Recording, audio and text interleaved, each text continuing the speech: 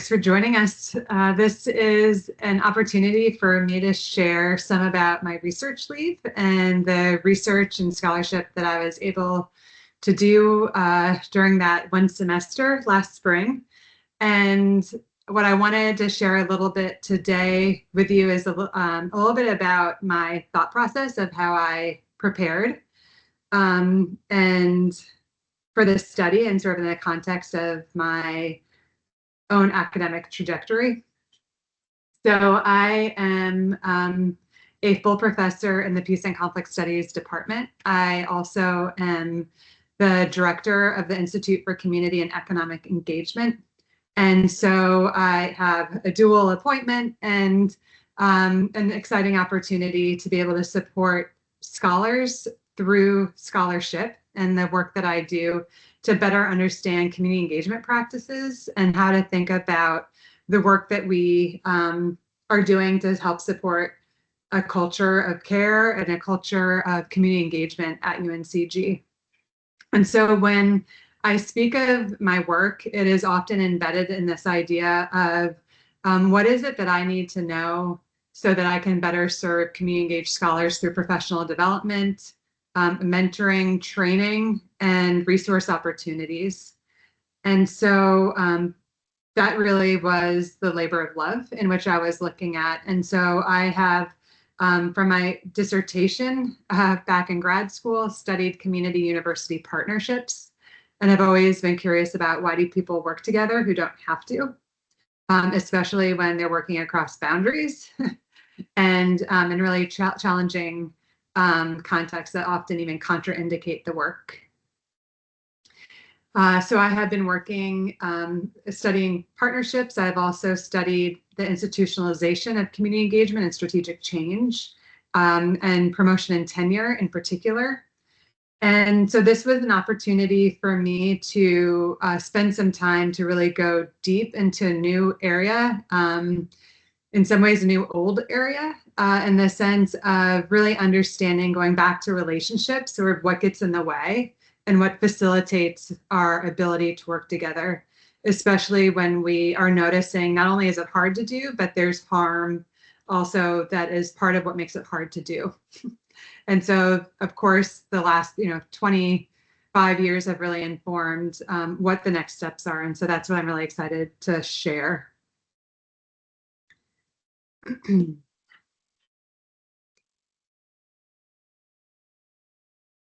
Oh. There you go. My keyboard was not responding. So I wanted to start with a relationship acknowledgement, really understanding that we are all sitting here in front of our computers because we are held in a web of relationships that allow us to be present here in this moment. That web of relationships includes the people who have grown and transported and shipped and packaged and picked up and prepared our food. The folks who are on the roadways helping to do this work and leaving their families so that we can be here in this place together. And so recognizing the people who are taking care of our loved ones, whether they are children or whether they are elders who are receiving care and community from others who are there and present for them as we are able to sit here and be present in this moment together. There's also the presence of the relationships of people who have lived on the lands that we're sitting on right now, millennia and recent and today, who because of their stewardship of the land, not only help to create the conditions in which we're here, but also have had their own challenges and bad days, as well as their good days for us to be able to be here. And so we also consider our ancestors who have gotten through each of their days so that our lifeblood can continue to flow and be in contribution to this space. And so I'll just take a minute for us all to reflect on other webs or other relationships or nodes within that web that holds us so that we can be present here today.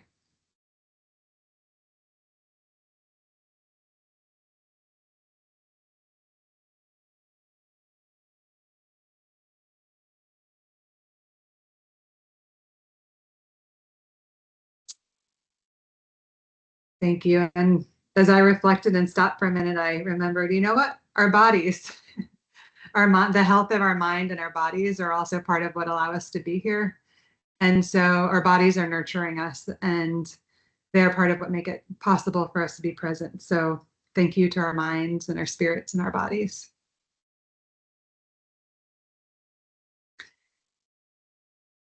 As we continue to be in this space together, I want us to think about what is something that you're doing today to bring joy or to build resilience. You can put this in the chat if you wish to share. So as we remember the relationships that we have and to our own selves and the relationship of an embodiment, what is something that you are committing to do today that it will bring joy or build resilience if joy doesn't feel possible or attainable today?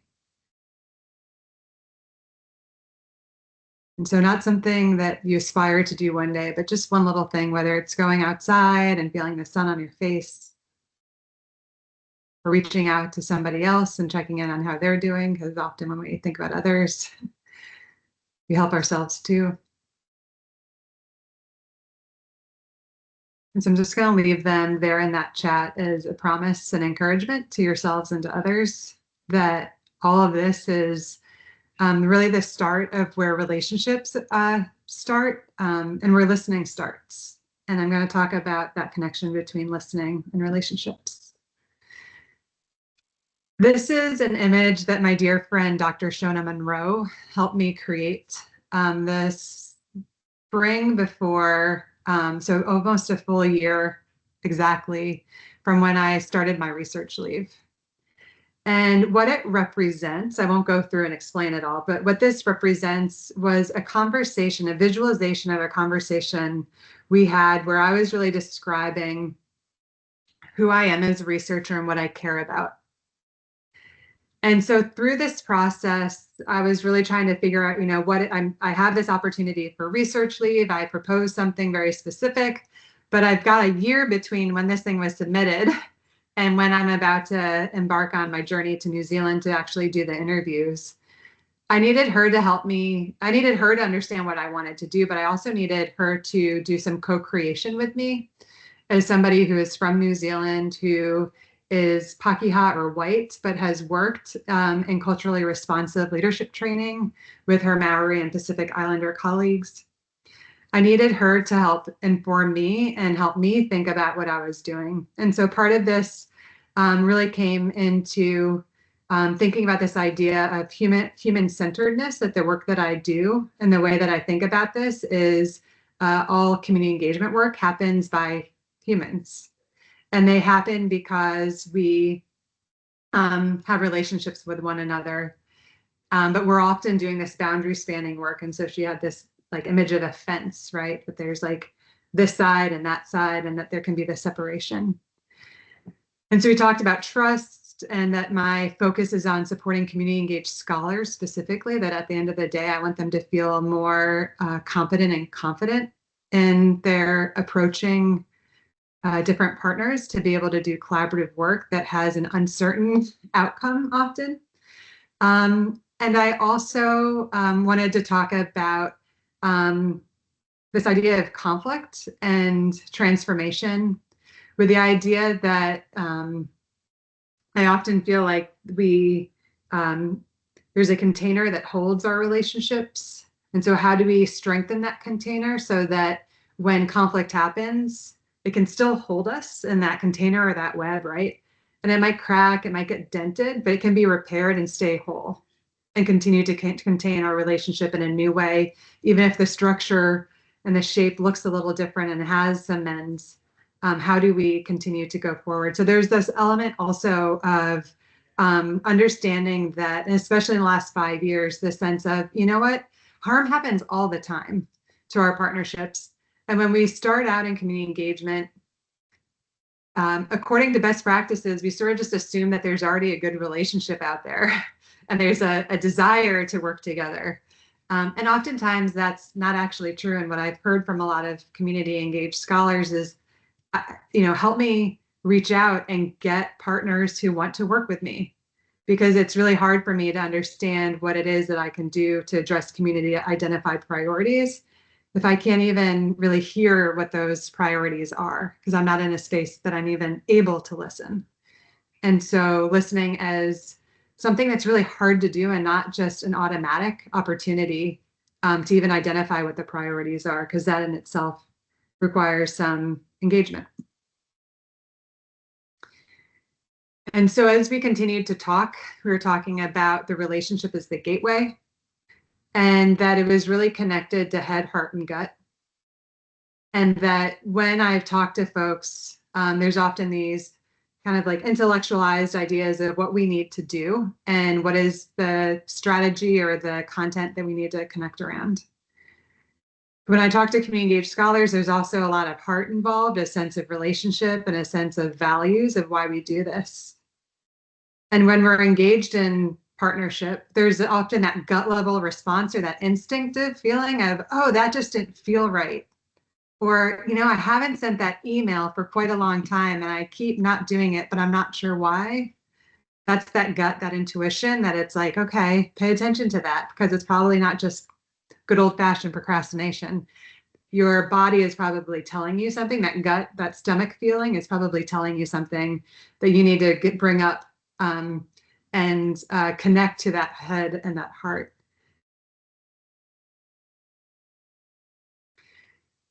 So by the end of the year, right, of preparation, I had really come up with an idea around listening well, and that's a term that I'm using. And so what I wanted to know really was what creates the conditions in which listening may occur in order to build, repair, and rebuild relationships. What do skilled practitioners or leaders do to cultivate listening, and how does organizational community context affect listening? So all in this idea of like, how do I help people have a better tomorrow based on what I'm learning through these conversations?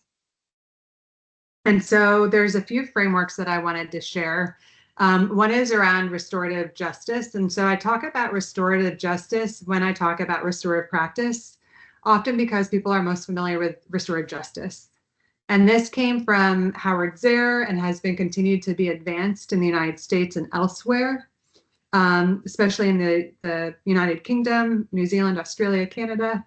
And so it comes out of the courts and is really looking at alternative resolution to a court-based system where there's a judge who's meting out a judgment and kind of a punishment.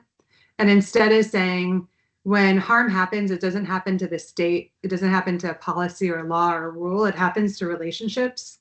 And so the best way to really seek justice is to have people connected to each other addressing it. And so the sources of harm and healing are not only happen at the interpersonal level, but we also know that it's institutional and systemic. And so the questions that really ground restorative justice is the question of who has been harmed, what is the harm, and what can be done to heal the harm. And so this is at like the most stripped out layer of really saying something happened, what happened, who's involved, not just the people who is like the classic victim offender or the person who did the harming and the harm, but there are other people who through witness and care are also connected and are also harmed. And so how do we bring them in? Restorative practices is a larger tent, and that has become much more expansive. So I'm going to talk about New Zealand in a little bit. In New Zealand, restorative justice has really taken a hold in the last 2 decades and is now part of the court system for adults and teens. And so there's a whole nother presentation we could give on what that looks like. But there's also, when I spoke to folks this time, more so than the last few times that I'd gone with Michael Hempel, who's on the call, I heard a lot about restorative practices and folks who are in schools and community settings really saying, we're really talking about practices, not justice. And so what they're referring to is this sense of there are everyday practices that we use to strengthen relationship between individuals as well as social connections within communities. So there are these everyday practices. And so there's this pyramid or continuum that has been really developed for schools, but been adapted for many fields, and I think is so helpful. At the very base level, everybody needs to be, as a school culture, an organizational culture, a national culture, if we could be so bold, would be spending a lot of their time building and reaffirming relationships, trust, and community. And that is through getting to know each other, having a relationship acknowledgement, right? Talking about what brings them joy, what brings them hurt, right? So these social emotional connections, the time that we take at the very start of a meeting to get to know one another.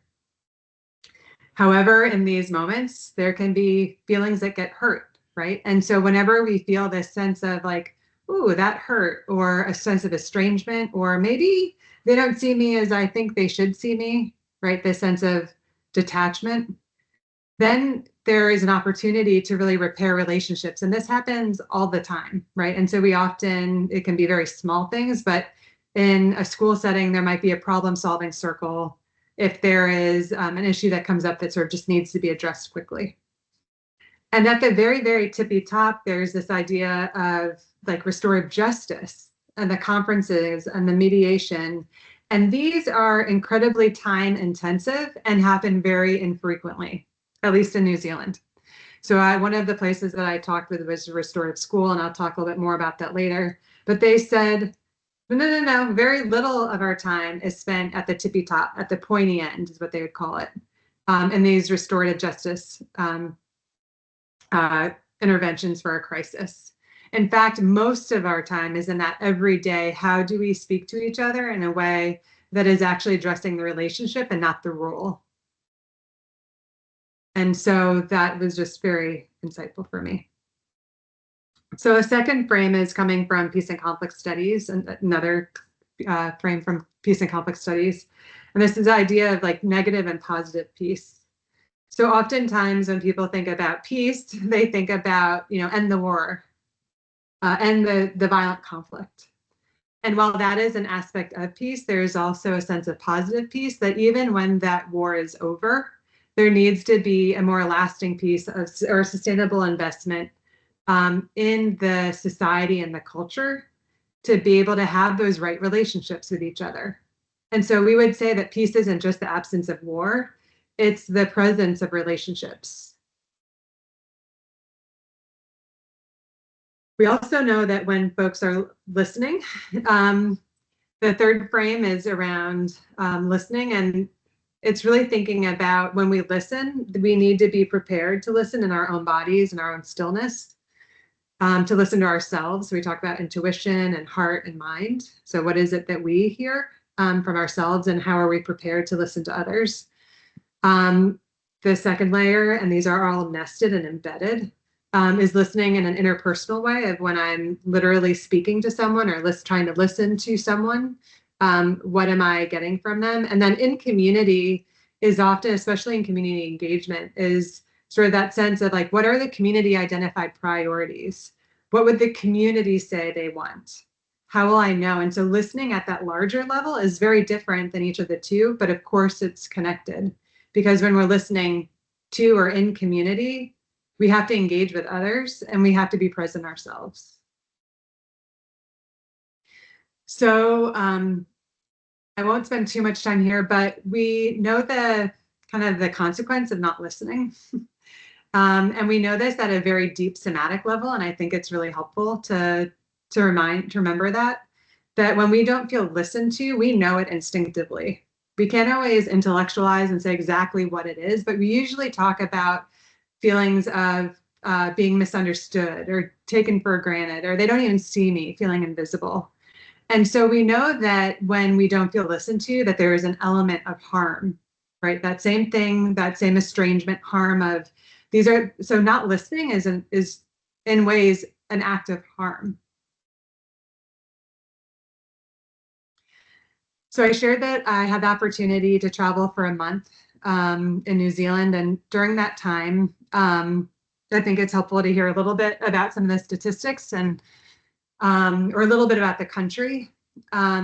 So English is spoken, but Maori is also the official language. There's just over 5 million people, and 20% of those individuals are Maori.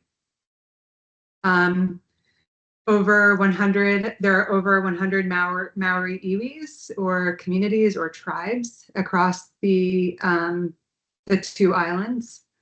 And New Zealand was created in 1840 by the Treaty of Waitangi, which is very different than the US Constitution, in the sense that it is an agreement between the British Crown and the Maori people who were present and who agreed to sign the treaty. And so something that's very different from us is that in our Constitution, like our Constitution did not have any agreement or ideas of co-governance with the indigenous people of the Americas. And so in this way, this is 1840, the United States was established in 1776. So in many ways, there was opportunity for the Crown and for others nationally, internationally, to sort of see what went down in the United States. And so what was going to be a different approach that might work. Right now in New Zealand, there is quite a bit of anti-Maori co-governance sentiment. And so there is a lot of protest and representation from folks who are representing and caring for the Maori community. And so that is an important part of the context of this study and this time, that this issue of co-governance and how it's actually the treaty is being interpreted and reinterpreted is a current moment in a current conversation. Though I did not intend for this to be a Maori study, in many ways, this became a Maori study, in the sense that the majority of the participants that I identified that were recommended to me by the study council that I'll talk about in a second, many of them were Maori, and or those who are Pakeha or white would attribute a lot of their approaches to how they were listening to Te Ao Maori or Maori worldview. And so the themes of Maori really came out in my analysis. And so as a result of that early analysis, so I got home, right? I had done all the interviews. I'm not going back to New Zealand, right? And then I sort of have this, oh, wow, I have to talk about my study, and I need to describe this aspect of it. And so how do I do this in a way that's really culturally respectful? And so fortunately, Dr. Adrienne Ormond was a participant. She's also a faculty member at Victoria University in Wellington, who is one of my co-hosts at that university. And she's a community engaged scholar. And so she was one of the folks that I got to know. And through that relationship building at the beginning of our interview and conversation, got to know each other. And so was excited to invite her to serve as a co-author with me to help support analysis and representation of this New Zealand Aotearoa, which is the Maori word for New Zealand, and Maori perspective. And so she is one of my co-authors on Analysis Now, and then also a forthcoming manuscript. So the materials that I'm presenting to you today are without the benefit of her analysis yet, because this is something that is still undergoing effort. And so I had created a community advisory council that supported me in providing feedback on the study design and approach to make sure it was wise, helpful, and appropriate. And so this was the same study that when I presented back to them the initial findings last fall, they were the ones like, like, I think you really need to have representation in your analysis and as a co-author. Would you be open to that? And so this was incredibly helpful, because I was sitting there feeling stuck and getting all constricted in my body, feeling some shame around like, oh my gosh, I can't believe like I'm doing this, like I feel like I'm doing the kind of scholarship I said I'd never do, which is like, I was worried I was getting into this space where I hadn't fairly ethically included people who I'm studying as part of that council or as a co-researcher. And what they were able to talk to me about was that even though on the council, all of the New Zealand council members are what identify as white or Pakeha, what they had recommended was, hey, now is the time. Now is it's okay. Start now. Start where you are, and invite that representation now, and we'll support you in that. But they were really helpful in helping me stay accountable, but also come up with like problem solving, and so that was incredibly helpful. So they also supported identifying participants to include. So all the New Zealand folks helped refer me to people who I would recruit. And like I said, I got feedback and finding. And then part of it was also wanting to create relationships between folks in North Carolina and New Zealand so that there might be potential opportunities for relationship development. And this is the part where I get to talk a little bit about Michael Hemphill, who's been my close collaborator. And so part of the research, and all of this is possible because of Michael's initial relationship with Barry Gordon, who's a now emeritus faculty member at University of Victoria, Wellington, or Victoria University in Wellington. I always reverse those. And so through some research that we have done before the pandemic around restorative youth sports led by Michael, we had the opportunity, or I had the opportunity, to establish some of these relationships. And so this was a way in which having a team member or a collaborator here really grew the network and allowed me to meet Shona and Jane and Haley and Sarah, because we were able to work together collaboratively over the years and sustain those connections. And so Michael is also one of the co-authors of the manuscript that will be working with Adrian and myself. And so he, at the very beginning, has been a thought partner, really helping to think through the research questions and meeting quite regularly. And so that's been another really, really important piece, is having a thought partner and collaborator. And for me, I knew that even though I could only afford to go to, I was my research leave, I had that month that I could travel and the funding from ORE and HHS grants. Even though I couldn't take Michael with me, I knew that including him in the beginning and at the end would help me, again, have an accountability partner, but also continue the relationship and our co-investment in each other around restorative justice, restorative practices, our connections in New Zealand, and really continuing to advance our work collaboratively. And that's just been like one of the biggest gifts of Research Lead and this project are the relationships of with the people that are on that screen. So in the end, I was able to travel to New Zealand. And so it was an asset-based approach of looking for like, what's right, what's good. And being in New Zealand was really important because they have implemented restorative justice in their court systems and restorative practices in their schools in a way that we haven't seen in the United States. And so we joked that it's like going 20 years, 30 years maybe now into the future of what it would look like if UNC, or if the United States or North Carolina or had adopted a restorative approach. And so often going into a different context can help us see more clearly. And then also the advantage is that folks often speak to you about things that they wouldn't if you were a resident of that country. And so I was able to speak to 21 professional facilitators, community leaders, and scholars who were community engaged, who were restorative practitioners or facilitators, and who were recognized as being powerful listeners and conveners of really those conversations.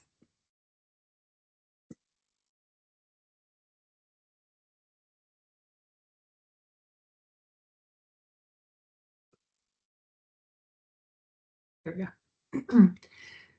So, wait, yeah. Okay, so in terms of what I found was that, and in the end, it's like, oh, this isn't surprising, right? Like, but in the conditions for what are the conditions that are required to listen well, almost everybody spoke, or many of the folks spoke about relationships. And I had several people say, well, what you're talking about listening, we really call relationships. And so the idea is that if you want to have, like, if in order to be able to listen well, I have to know who you are. We have to have some sort of connection for me to want to even be able to listen, to become present, right? To stop. I need to have some sort of relationship with you already, which points to the literature really in community engagement about the need to have those connections. And what's the word I'm looking for? Not trusted resources. Well, like a trusted connector, right? Somebody who, if you don't have the relationship yet, who is the person who you can rely on to help make the introduction, make the connection, so that you can be lent their relationship in a way that's holding a bit of a container, a bit of space for you to have enough of a relationship for there to be something to start from, that nucleus. In order to listen well, there needs to be a sense of trust and accountability. The sense that I trust that you're going to care for me and that you're not going to hurt me. And that if I speak about something, you will listen and it will matter. They also talked about the time and space for presence. And so that in order to listen well, we have to slow down and leave what we just did and not move into where we're going, but we really have to prepare ourselves and the space around us to be able to be engaged with each other. When I was looking at what are skilled, what does a skilled or a skillful facilitator do to support listening?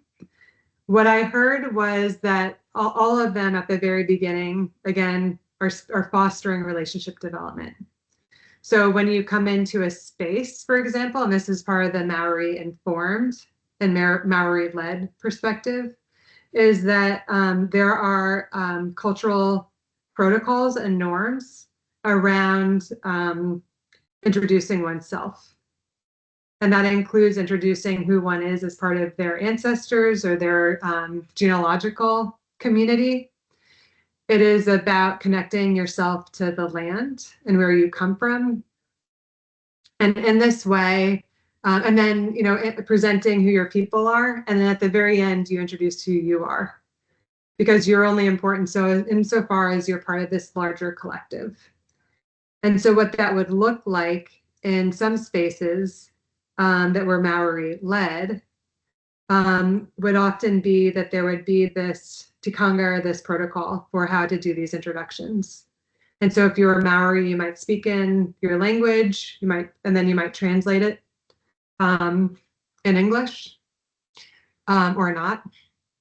And if you were Pakeha, you might introduce yourself in a way that's similar, talking about where you're from and your connections, but in the sense of respectful connection, the intent is to introduce ourselves. And then part of that introduction is not saying who are we when we're getting together, but it's also about finding connections and establishing that connection so that in the future, when you meet again, you already know each other. You already have some context for remembering each other, and you might have already begun to make some connections that can be leveraged in future settings. And so there's the sense of this is just the foundation of a relationship that we're going to build on again and again and again. And in one of the interviews, they spoke about going to another country and then not really doing any introductions and jumping into a workshop. And the person just felt very disconcerted in the sense of like, we don't even know each other. Like this just feels like we need to go back and actually get to know each other, like who's in the room. Because without that, it's really hard to engage and to feel comfortable sharing in the way that we would need to. And so there's this sense of you foster relationships, but that there are ways to do it. It's not just it'll happen because we're all good people, but we're actually creating some space for this, and we're setting allows us to set expectations or guidelines for how we're going to behave together. And so for some folks, they would really talk about like classic facilitator training or mediation training, right? Which is literally setting up guidelines and saying, okay, we're coming to this space. What are some expectations we have around confidentiality, around how we treat each other, about how we listen? Are there any things that need to be said now so that we can be fully present? Right. So it's not, so in many ways, this sense of guidelines or protocols are both Maori-led and Maori-informed, and also something that many skilled facilitators who are not necessarily attributing it to those cultural communities would say were best practice, and that they were trained in mediation or facilitator training. There's also a sense that listening, especially like a restorative approach to listening, is always by invitation and is voluntary. That you can't make someone listen.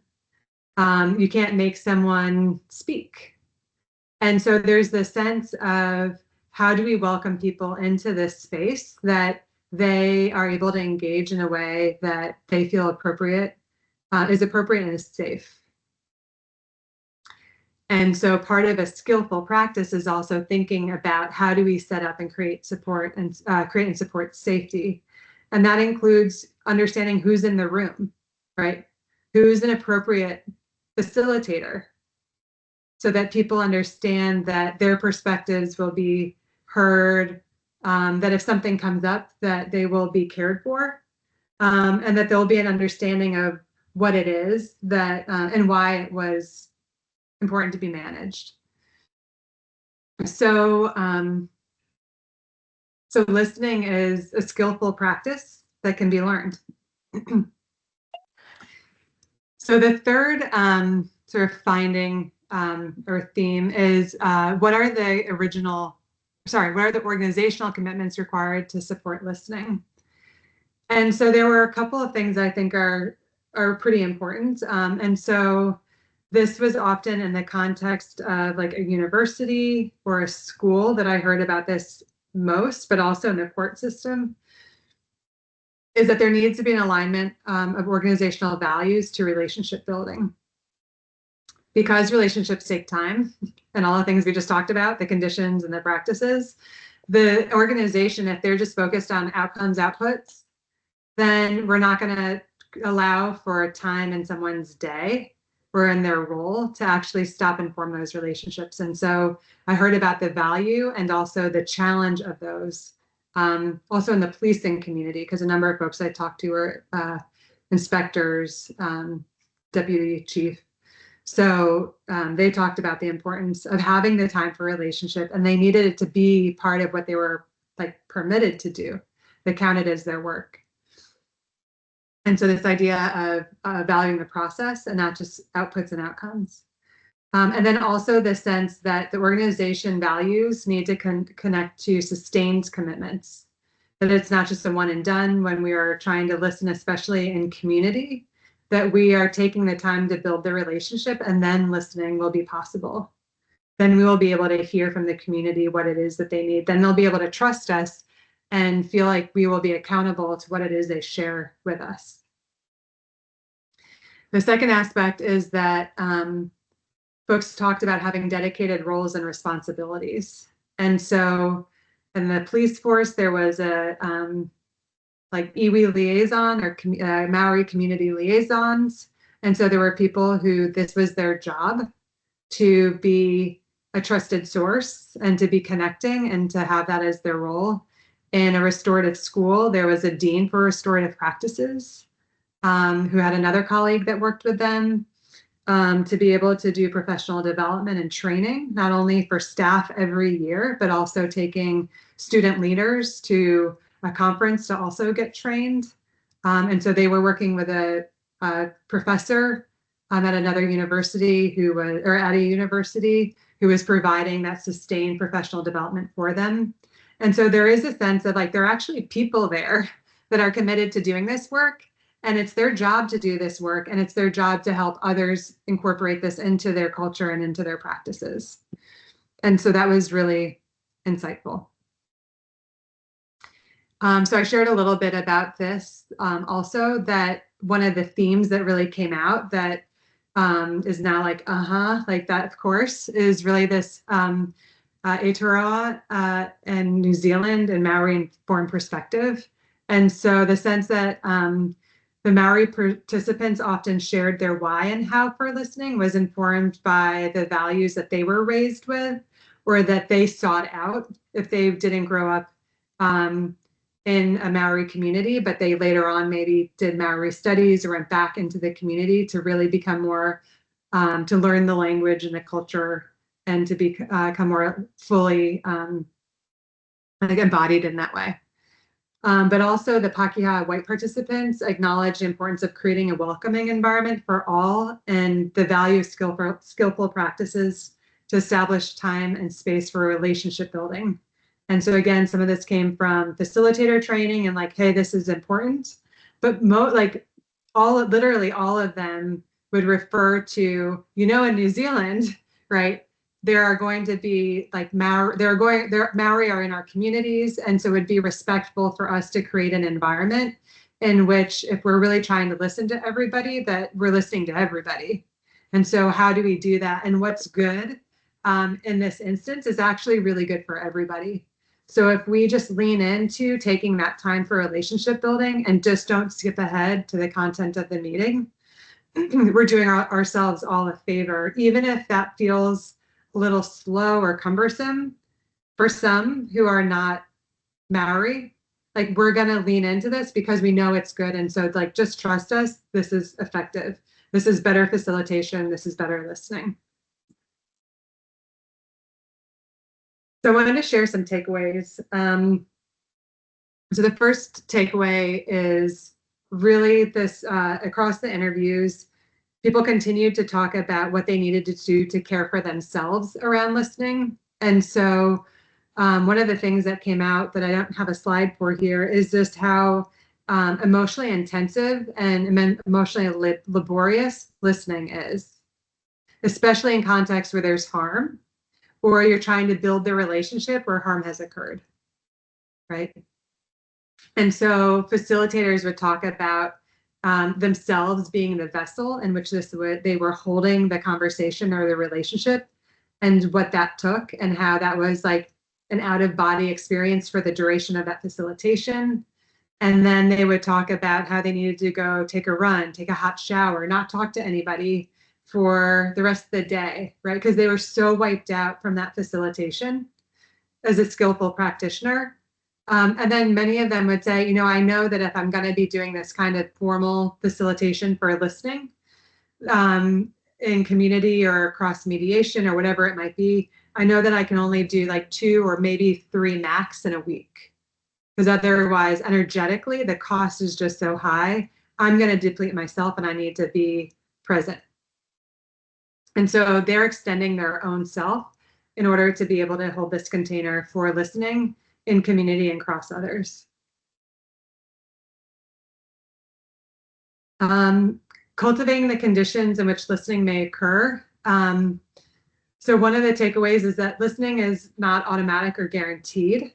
I think so. Again, so often we talk about like what are like public participation strategies, send out a survey, right? Go door to door, canvas. So there's a lot of work that like we're trying to figure out. And I think community organizers and community organizing have long learned that this is not automatic or guaranteed, and that you do this person by person, door to door, and that it's not just a scattershot assumed thing. You don't just knock on the door and assume that you're going to be able to talk to everybody. And that relationship building is essential for listening. And so that's really difficult because what I hear people say is, yeah, but like, how do we do it in times like today? When we're polarized, there's real crisis. People are just wanting to lodge complaints at each other and accusations and then run away to their corners and not actually listen. And I think that's the answer is like, we can't listen. We aren't listening. So how do we focus first on relationship building and showing people that we care, and first maybe working on ourselves to decide that we want to care about the people and the humans that are across from us that we're in conflict with. And so how do we focus on that common humanity, those common practices that might help us first get to know each other before we even try to listen, before we try to change minds, our minds or their minds, right? And so I just I really don't think that through the interviews that I had and through the work that I've been doing in my own experience, it's just, yep, if we don't have it, it's not going to happen as much as we're going to scream and get loud. If we're really caring about listening as a form of developing right relationships with each other so we can have positive peace, then we're going to have to take that time. And we're going to have to do the repair work, the everyday work, the repair work, the mending work, right? We're going to have to go up and down those levels of the pyramid. Because ultimately, we can't make others listen to us, and we can't always listen to others. Because we're definitely guilty of, wow, I just didn't listen. And this is one of the things that when I teach my course, Managing Interpersonal Conflict, I have students say, wow, I never realized how I wasn't listening. I don't listen very well. And so we teach them awareness that they're not listening, and then some skillful practices to be able to do a better job now that they're aware. The third takeaway related to skillful practices is really that we can become more aware and skillful in our practices to increase the likelihood for conditions to be present. In some ways, that's taking that time to establish that sense of connection with people and really thinking about how do we foreground that in any relationships or partnerships we're wanting to start. What would that look like? How can we borrow from rituals, protocols, guidelines that feel culturally relevant to the group that we're working with, that would help us to establish our relationship, our expectations of how we're going to engage with each other and what we're asking for, and within the context of all that's going on, whether it's systemic harm, institutional harm, interpersonal harm. And then one of the things that came up over and over again is this idea of just demonstrating active listening. How do we let people know that we are actually paying attention? And so interpersonally, we're doing that by nodding our head and doing active listening skills. But in a community, we are letting people know that we heard by giving the information back to them and saying, this is what we heard. Does this square with what you said or what you meant to say? And so folks talked about how they need to keep going back to the community to demonstrate that even though we couldn't do the thing you said you wanted to be done, like the solution that you wanted for your community, we didn't get there. We couldn't get there. But if we did, it was important that it was communicated back to them that we heard you and this is what you asked. And we can't do this, but we want to continue to be in relationship with you to understand what are some next things we can do. So it's not always that we all now have a kumbaya moment, but that there is this sense that, okay, even if we aren't in agreement, there is a sense that you understood what we were asking for. And you felt a sense of accountability enough to come back to me and say it to my face that this isn't possible and that we're going to have to find another solution. When we look at organizational commitments, and I think about this for our own institution, how do we continue to create time for relationships? How do we not get so focused in the outputs and outcomes that we don't remember our process? How do we have policy, practices, and culture that does this? Because if we don't, it'll just come back to the individual. And then community engagement will be an individual activity, not a UNCG. Or not a university activity. And I don't feel good about that. And I think we've come a long way in the last 15 or more years, 20 years really, to develop a culture of care and to say community engagement is a university priority. It's a part of our identity and image. And so how do we continue to make these practices? And then there's the dedicated roles and responsibilities. And so continuing to think about how do we need to build out appropriate and trusted sources for partnering and facilitating. So how do we support those individuals being identified, raising their hands, and then giving them space and support to do that partnership work? And how do we continue to provide ongoing professional development and training for people who are new to this work and feel pressured to produce outputs and outcomes? and feel like they have to sacrifice or give up in other ways around process. So with that, I would love to take any questions or comments in just the very last little bit of time that we have.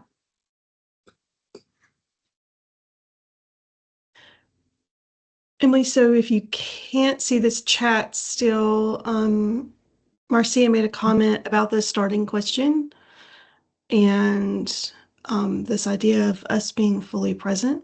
I'm also happy to pause the recording and scrub this part if we want to not record the questions, but that's up to you, Emily. We cannot record the questions just because I think folks, unless other people disagree, but I think sometimes